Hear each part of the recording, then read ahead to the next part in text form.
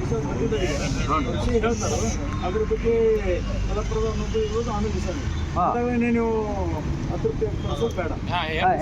ನಂತರ ಆಮೇಲೆ ನೋಡ್ಲಿಕ್ಕೆ ಆಗ್ತದೆ. ನೋಡ್ರಿ ಅದು ಏನಾರು ಇರಲಿ, ಏನು ನಮಗೆ ನಾವು ನಿರ್ಣಯ ಅವ್ರು ಏನು ಹೇಳ್ತಾರೆ ಮೊದಲು ಕೇಳಾಕಿರಿ ವಿಷಯ ಅವ್ರು ಹೇಳುವಾಗ ಯಾರು ಏನು ಮಾತಾಡ್ಬೇಡ್ರಿ.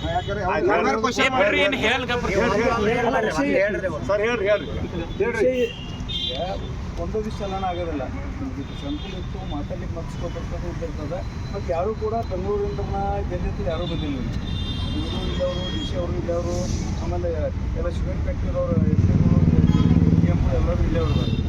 ಇವತ್ತು ವಿಷಯ ಡಿಸ್ಕಷನ್ಗೆ ಮುಂದೆ ಏನು ಮಾಡಬೇಕು ಅನ್ನೋದು ಕೂಡ ಹೇಳಲಿಕ್ಕಾಗ್ತದೆ. ಕೇಳ್ರಿ, ಆಮೇಲೆ ಬೇಕಾದ್ರೆ ನೀವು ನಿರ್ಧಾರ ತೊಗೊಳ್ಲಿಕ್ಕಾಗ್ತದೆ. ಒಂದು ದಿವಸ ಎರಡು ದಿವಸ ಕೊಟ್ಟು ಮತ್ತೊಮ್ಮೆ ಇದನ್ನು ಡಿಸ್ಕಷನ್ ಕೂಡ ಮುಂದುವರ್ಲಿಕ್ಕೆ ಆಗ್ತಿರ್ತದೆ. ಬಿಲ್ ಕೂಡ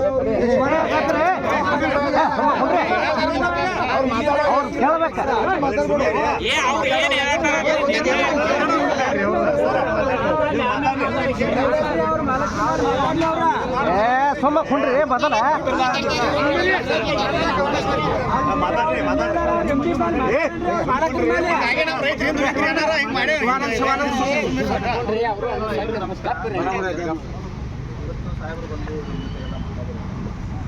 ಸಾಹೇಬರ ನಿರ್ಣಯ ಏನು ಮಾಡಿದ್ದಾರೆ, ನಾಳೆ ಶುಗರ್ ಕೇನ್ ಅವ್ರ ಜೊತೆಗೆ ಜನ ಏನು ಲೀಡರ್ಸ್ ಇದ್ದಾರೆ ಅವರನ್ನೆಲ್ಲ ಕರ್ಕೊಂಡು ಚರ್ಚೆನ ಮಾಡ್ತಾರೆ. ಈಗ ನಿರ್ಧಾರ ಇವತ್ತು ಅಹೋರಾತ್ರಿಯಲ್ಲಿ ಒಂದೇ ದಿವಸದಲ್ಲಿ ಆಗೋದಿಲ್ಲ.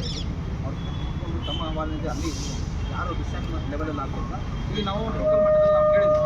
ಈಗ ಆ ಮಟ್ಟದಲ್ಲಿ ಏನಾಗ್ತದೆ ಒಂದು ಚರ್ಚೆನ ಮಾಡ್ಕೊಳ್ಳಿಕ್ಕೆ ತಮ್ಮೆಲ್ಲರೂ ಸಿಂಪಲ್ನ ಕರ್ಕೊಂಡು ಮಾತಾಡ್ತೀನಿ. ಮುಂದುವರೆದೇನೆ FRP ಮೇಲೆ ಇನ್ನೊಂದು ಎಡಿಷನಲ್ ಏನು ಅಮೌಂಟ್ ಇರುತ್ತೆ. ಡಿಸಿಷನ್ ಆದಮೇಲೆ ಒಂದ್ಸರಿ ಮಾತಾಡಿದ್ಮೇಲೆ ಉಳಿದ ಎಲ್ಲ MD ಅವ್ರ ಜೊತೆಗೆ ಒಂದ್ಸರಿ ಡಿಸಿಷನ್ ಮಾಡಿ ಒಂದು ಡೇಟನ್ನು ಡಿಸ್ಟ್ರಿಕ್ಟ್ ಪ್ರೆಸಿಡೆಂಟ್ಗೆ ಅವರು ಕೊಟ್ಟಿದ್ದಾರೆ. ನಮ್ಮ ಜೊತೆಗೆ ಇನ್ನೊಂದು ಮೀಟಿಂಗಲ್ಲಿದ್ದಾರೆ. ಈಗ ನಾನು ಅದನ್ನೇ ಹೇಳಿದ್ದಾರೆ, ನಮಗೆ ಸ್ಪೀಕರ್ ಹಾಕಿ ಒಂದ್ಸರಿ ಮಾತಾಡ್ತೀನಿ ಅಂತ ಹೇಳಿದರೆ ಸ್ಪೀಕರಲ್ಲಿ ಇರ್ತದೆ. ದಯಮಾಡಿ ಸ್ವಲ್ಪ ತಾಳ್ಮೆಯಿಂದ ಕೇಳಿ ಅವ್ರು ಮಾತಾಡೋದು.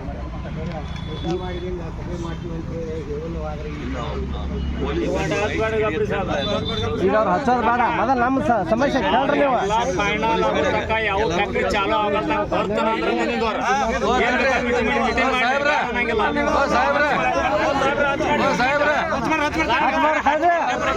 ಹತ್ತು ಮಾಡ್ತಾ ಇದೆ ಫ್ಯಾಕ್ಟ್ರಿ ಚಾಲೂ ಆಗಲ್ದಂಗ ನೋಡ್ತಾರೆ ಇವರು.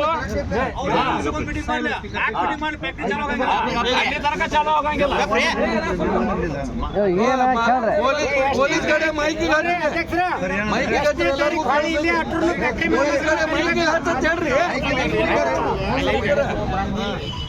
ಮೈಕ್ ತರಕ್ ಹೋದ್ರ ಪೊಲೀಸ್ ಕಡೆ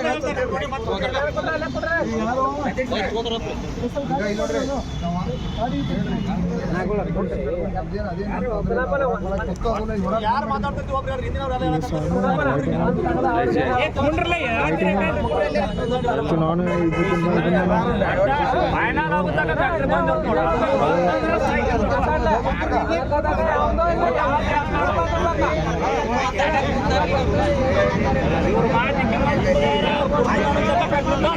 ಗುರುಜಿಗಳು ಹೇಳಿ 3,000 ಕೊಡೋ ತಕ ಫ್ಯಾಕ್ಟ್ರಿ ಬಂದ್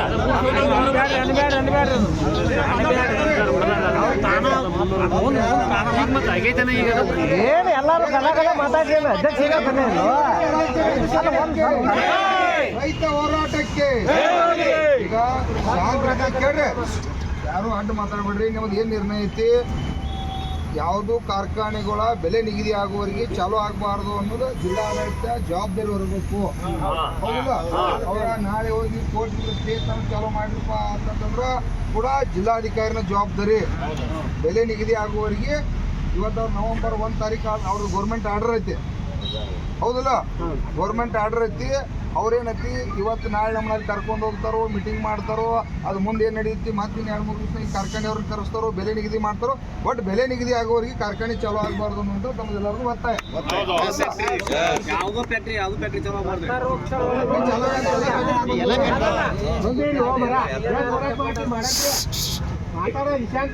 ಈಗ ಇಲ್ಲಿ ನೋಡ್ರಿ, ಯಾಕಂದ್ರೆ ಹೋರಾಟ ಅಂತೂ ನಾವು ಮಾಡಬೇಕು.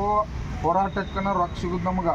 ಇವತ್ತು ಅವ್ರ ಕಾರ್ಖಾನೆಯವ್ರಿಗೂ ಇಲ್ಲಿ ಬಂದವ್ರಿಗೆ ಅವರೆಲ್ಲ ಏನು ವ್ಯವಸ್ಥಾಪಕ ಮಂಡಳಿ ಐತಿ, ನಿಮ್ಮ ಮಾಲಕರು ಕೂಡ ದಯವಿಟ್ಟು ತಾವು ಗಂಭೀರದಿಂದ ಹೇಳ್ರಿ. ಯಾಕಂತಂದ್ರೆ ಇದು ಸರಿ ಅಲ್ಲಿ ಮಹಾರಾಷ್ಟ್ರದಾಗ ಬರೀ ನಮ್ಗೊಂದು 50-60 ಕಿಲೋಮೀಟರ್ದಾಗ ಇಲ್ಲಿ ಮಗಲಾಗ ಯಾಕಂದ್ರೆ ಮಗಲಾಗ ಫ್ಯಾಕ್ಟ್ರಿಗಳು ಅದಾವ. 10 ಕಿಲೋಮೀಟರ್ದಾಗ ಅಲ್ಲಿ 3,500 ರೂಪಾಯಿ ರೇಟ್ ಕೊಡುತ್ತನಾಗ ನೀವು ಇವತ್ತು ಅತಿ ಕೇವಲ ರೇಟ್ ನಾವೇ ಕೇಳಕ್ಕೆ ಕೇಳಿದ್ವಿ. ನಿಮ್ಮನ್ನ 3,500 ರೂಪಾಯಿ ಅಡ್ವಾನ್ಸ್ ಕೊಟ್ಟು ಚಲೋ ಮಾಡ್ರಪ್ಪ ಅಂತ ಹೇಳಿದ್ವು. ಏನು ಯಾಕಂದ್ರೆ ನಮ್ಮದೆಲ್ಲ ಕೇಳೋದು 4,500 ರೂಪಾಯಿ ಕೇಳ್ಕೊತ ಹೊಂಟೋದು ನಾವು ಕಾನೂನು ಪ್ರಕಾರ ಕೊಡ್ಬೇಕಾ. ಆದರೂ ಕಾನೂನು ನಾ ಎಲ್ಲ ಲೂಟಿ ಮಾಡತ್ತೀರಿ ಇರ್ಬಾತಪ್ಪ ಅಂತ ಹೇಳೈತೆ. ಈಗ ಅವ್ರು ಇಲ್ಲಿ ಬಂದಿರ್ತಕ್ಕಂಥವ್ರು ನಿಮ್ಮ ಮಾಲಕ್ಕೆ ಸೀರಿಯಸ್ ಆಗಿ ಹೇಳ್ರಿ. ಯಾಕಂದ್ರೆ ನೀವು ಮನುಷ್ಯರಿದ್ರಿ, ನಮಗೆ 7-8 ವರ್ಷದಿಂದ ಇದೇ ರೇಟ್ ಕೊಟ್ಟರೆ ನಮಗೆಲ್ಲ ಡಬಲ್ ಖರ್ಚು ಆಗ್ಯಾವ.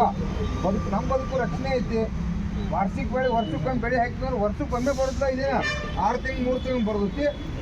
ನೀವೆಲ್ಲ ಆಗ ಸಕ್ರೆ ಮಾಡ್ತೀರಿ, ಮತ್ತೊಂದು ರೆಡಿ ಮಾಡ್ತೀರಿ, ಹೆಂಗಾರೆ ಆಗುವ ತಕ್ಕದ್ರ ಮೇಲೆ ಸಾಲ ತಕ್ಕೊಂಡು ಬದುಕ್ತೀರಿ. ನಮಗೆ ಕೈ ಮೇಲೆ ಯಾವ ಸಾಲ ಕೊಡ್ತಾನೋ ಯಾರು ಕೊಡೋದಿಲ್ಲ. ಅದಕ್ಕಾಗಿ ಇದು ಸೀರಿಯಸ್ ಬೆಲೆ ನಿಗದಿ ಆಗಬೇಕು. ಒಬ್ಬರ ಮಾತಾಡ್ರಿ. ಯಾರೋ ಒಬ್ಬರ ಮಾತಾಡ್ರಿ. ಮೈಕ್ ಚಾಲು ಮಾಡ್ರಿ. ನಮ್ಮ ಎಲ್ಲ ರೈತರದ್ದು ಏನಪ್ಪಾ ಅಂದ್ರೆ ಬೆಲೆ ನಿಗದಿ ಆಗೋ ಮಟ್ಟ ಫ್ಯಾಕ್ಟ್ರಿ ಚಾಲು ಆಗೋಂಗಿಲ್ಲ. ನೀವು 2 ದಿವಸ ಮೀಟಿಂಗ್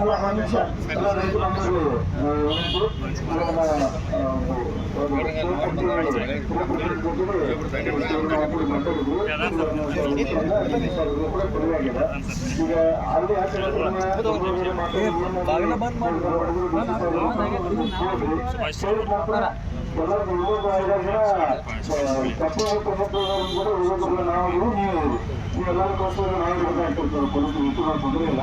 ಬಟ್ ಇವತ್ತಿನ ಸಾಧಕನ ಆಗೋದಾಗಿದ್ರು ಕೂಡ ಅದ್ರ ಬಗ್ಗೆ ಏನು ಬೆಂಗಳೂರಿಗೆ ಹೋಗ್ಬೇಕು, ಬೆಂಗಳೂರಿಗೆ ಮೀಟಿಂಗ್ ಮಾಡಬೇಕು, ನಿಮ್ಗೆ ಪ್ರಿಯಾಂಕಲ್ಲಿ ಯಾವ್ದಾದ್ರು ಹೋಗ್ಬೇಕು ನೀವು ಮುಖಂಡರು ನಿರ್ಧಾರ ಮಾಡ್ಕೊಡ್ರಿ.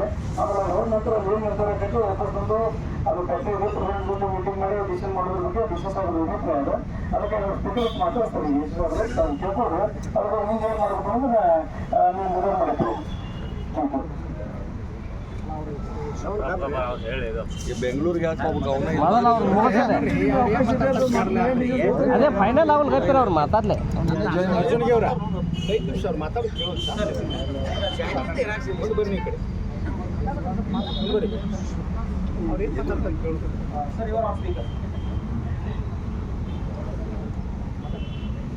ಈಗ 2 ವಿಚಾರಗಳು ನನ್ನಿಂದ.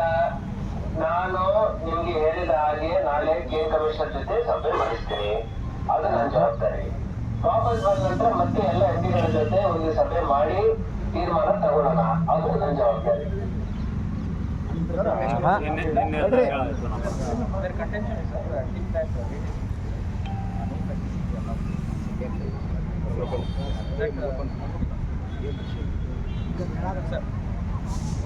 ಯಾವುದೇ ಕೃಷಿ ಮಾಡಬಾರ್ದು.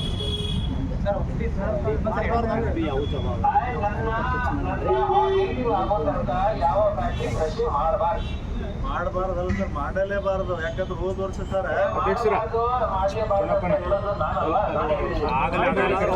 ಈಗ ನೀವು ಇನ್ನೂ 2 ಮೀಟಿಂಗ್ ಮಾಡಿ ಸರ್. ನಾನು ಮಾಂತೇಶ್ ಮಾತಾಡೋದು ಸರ್. ಕಮಲ್ ನಾನು ಒಮ್ಮೆ ಹೇಳೋದಷ್ಟೇ, ಮಾಡಲ್ಲ ಅಂದ್ರೆ ಮಾಡಲ್ಲ ಸರ್. ತಾವು ಹೋದ ವರ್ಷ ಹೇಳಿದ್ರಿ ಮಂಟೇಶ್ವರ ಇಲ್ಲಿ ಕೇಳ್ರಿ. ಇಲ್ಲಿ ಶುಗರ್ ಕಮಿಷನರ್ ಜೊತೆ ಮೀಟಿಂಗ್ನು ಮೊದಲಾಗಬೇಕು. ಬರ್ರಿ ಸರ್ ನೀವು ಒಂದು ಸೆಕೆಂಡ್. ಶುಗರ್ ಕಮಿಷನರ್ ಜೊತೆ ಮೀಟಿಂಗು ಮೊದಲಾಗಬೇಕು. ಆಮೇಲೆ MDಗಳ ಜೊತೆ ಮೀಟಿಂಗು ಮೊದಲಾಗಬೇಕು. ಇವೆರಡೂ ಆಗಿದ್ದು ಫ್ಯಾಕ್ಟ್ರಿ ಚಾಲು ಆಗಬೇಕು. ನಿರ್ಧಾರ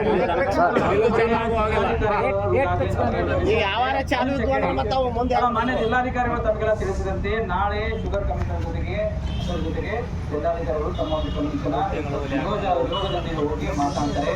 ತದನಂತರ ಸಂಬಂಧಪಟ್ಟ ಫ್ಯಾಕ್ಟರಿ MD ಇದ್ದಾರೆ ಅಥವಾ ಯಾರು CEO ಇದ್ದಾರೆ ಅವ್ರ ಜೊತೆಗೆ ಒಂದು ಸರಿ ಮೀಟಿಂಗ್ ಅನ್ನು ಮಾಡಿ ಒಂದು ರೇಟ್ ಫಿಕ್ಸೇಷನ್ ಆಗುವಷ್ಟು ಫ್ಯಾಕ್ಟರಿ ಓಪನ್ ಮಾಡೋದಂತ ಹೇಳ್ತೀವಿ.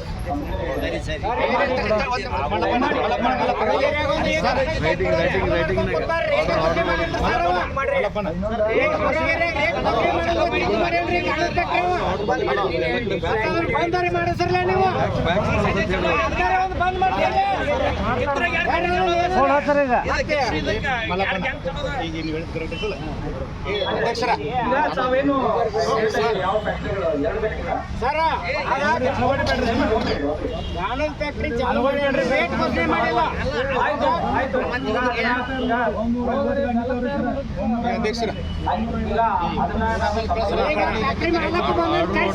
ಬಂದ್ ಮಾಡ್ತಾರೆ ರೇಟ್ ಘೋಷಣೆ ಆಗತಕ್ಕ ಬಂದ್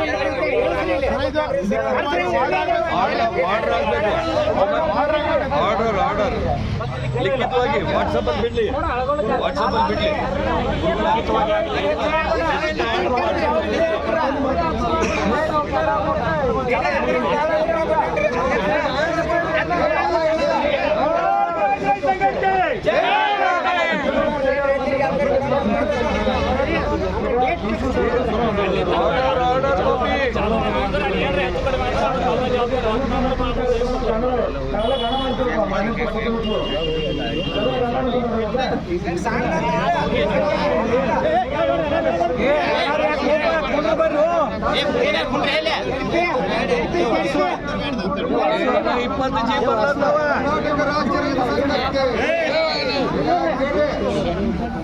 ಪೂರ್ತಿ ಕೇಳ್ರಿ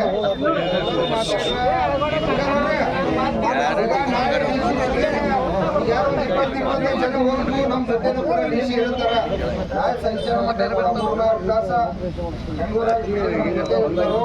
ಅಲ್ಲಿರ್ತಕ್ಕಂಥ ಶುಗರ್ ಆಗಿ ಅವ್ರಿಗೂ ಕೂಡ ಎಚ್ಚರಿಕೆ ಬಂದ್ರೆ ಏನ್ ಮೋಸ ಆಗತ್ತಂತೆ ರಿಕ್ವೆಸ್ಟ್ ಕಾಟಾದ ಏನ್ ಮೋಸ ಆಗತ್ತಂತೆ ನಾವು ಒಂದು 23 ಜನ ಹೋಗಿ ಡಿಸಿ ಅವರು ಇರ್ತಾರೆ ಮನವರಿಕೆ ಮಾಡಿಕೊಟ್ಟ ಅವ್ರನ್ನೆಲ್ಲ ಅವ್ರಿಗೂ ಕೂಡ ಒಂದು 2-3 ದಿವಸನಾಗಿ ಕಾರ್ಖಾನೆ ಮಂಡಳಿ ಮತ್ತು ರೈತರ ಮುಖಂಡರನ್ನ ಕರೆದು ಬೆಲೆ ನಿಗದಿ ಆಗುವವರೆಗೂ ಕೂಡ ಕಾರ್ಖಾನೆ ಪ್ರಾರಂಭ ಮಾಡಂಗಿಲ್ಲ ಅನ್ನೋಂಥದ್ದು ಕೂಡ ನಾಳೆ ಒತ್ತಾಯ ಮಾಡಿ ಅವ್ರಿಗೂ ಇಲ್ಲಿ ನೀವು ಬೆಳಗಾವಕ್ಕೆ ಬಂದ ಬೆಲೆ ನಿಗದಿ ಮಾಡುವಂಥದ್ದು ಮಾಡ್ಬೇಕಂತೇಳಿ ನಾವು ಕೂಡ ಒತ್ತಾಯ ಮಾಡ್ಬೇಕು. ಯಾಕಂದ್ರೆ ಈಗ ಡಿಸಿ ಅವರು ಅಷ್ಟೇ ಒತ್ತಾಯ ಮಾಡಿರೋದು ಅಕ್ಕಿದ್ರಂಗಿಲ್ಲ. ನಾವೆಲ್ಲ ರೈತರ ಮುಖಂಡ್ರಿ ನಾಳೆ ಹೊಂಟು ಇವತ್ತು ಹೋಗ್ಬೇಕ. ನಾಳೆ ಮೀಟಿಂಗ್ ಐತದ, ಈಗಾಗಲೇ ಮೀಟಿಂಗ್ ಅವ್ರದ TP ಸೆಟ್ ಆಗೈತದ, ಅವ್ರನ್ನ ಕಾಪಿ ಕಳಿಸಿದಾರ.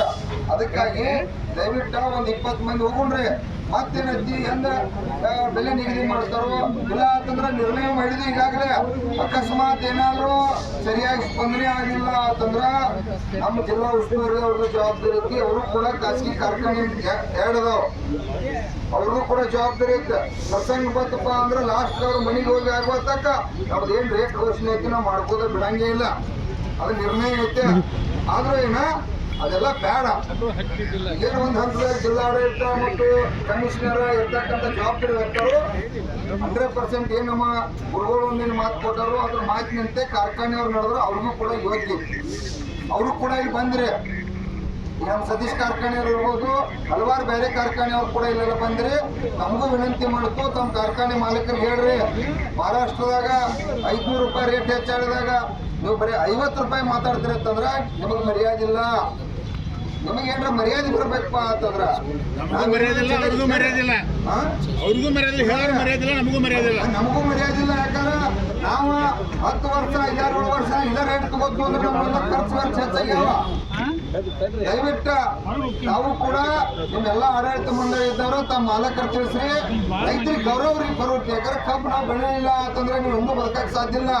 ನಾವು ಕಬ್ಬು ಬೆಳೆದು ಬಿಡ್ಬೋದ, ಬೇರೆ ಬೆಳೆ ಮಾಡಿ ನಾವು ಬದುಕ್ಬೋದ.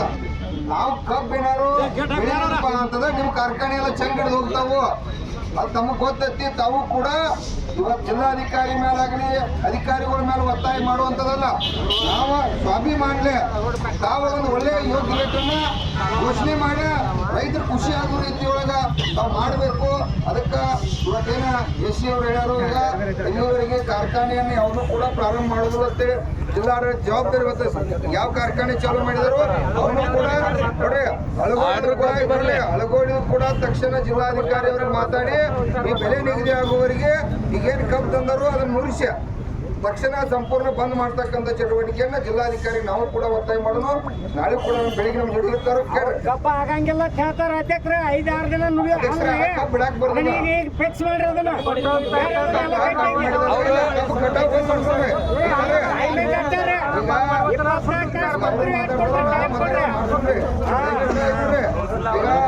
ಸಹಕಾರ ಮಾಡ್ರಿ. ಯಾರು ಬೆಂಗಳೂರಿಗೆ ಯಾರು 20 ಮಂದಿ ಹೋಗ್ಬೇಕು ಅನ್ನೋದು ದಯವಿಟ್ಟು ಗಮನ ಮಾಡ್ರಿ. ಸದ್ದ ಹೋಗ್ಬೇಕಾ ಮುಂಜಾನೆ ಬೆಳಿಗ್ಗೆ ಬೆಂಗಳೂರಾಗ ಇರ್ಬೇಕ. ಅದಕ್ಕಾಗಿ ಯಾರು ಒಂದು 20 ಮಂದಿನ ನಾವೆಲ್ಲ ಮುಖಂಡರು ಲಿಸ್ಟ್ ಮಾಡಿ ದಯವಿಟ್ಟು ಹೇಳ್ರಿ. ಈಗ ಅದನ್ನ ಅವಕಾಶ ಕೊಡ್ರಿ. ನಾಲ್ಕು ಬಂದ್ರಿ ಹೇರ್ಲಿ ಅವ್ನು ಬಂದಿರ್ತಾಕ ರೇಟ್ ಘೋಷಣೆ ಮಾಡ್ಲಾರ್ದ ಚಂದ